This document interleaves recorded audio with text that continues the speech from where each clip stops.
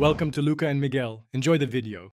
You start by confirming the essentials: cable, adapter, and port. Plug a known good Apple or certified cable into a tested outlet, because many failures are simple hardware faults. Once done, look inside the Lightning or USB-C port with good light. Remove lint with a soft brush or toothpick carefully.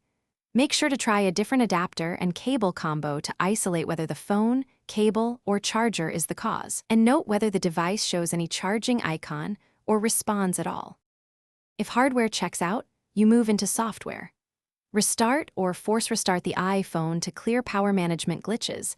This often brings back charging responsiveness. Next, make sure iOS is up to date because firmware bugs can block charging.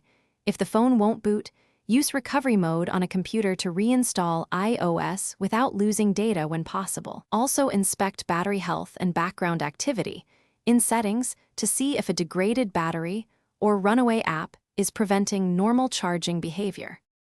For persistent problems, back up and then reset all settings or perform a full restore to rule out stubborn software corruption. You do this only after a secure backup.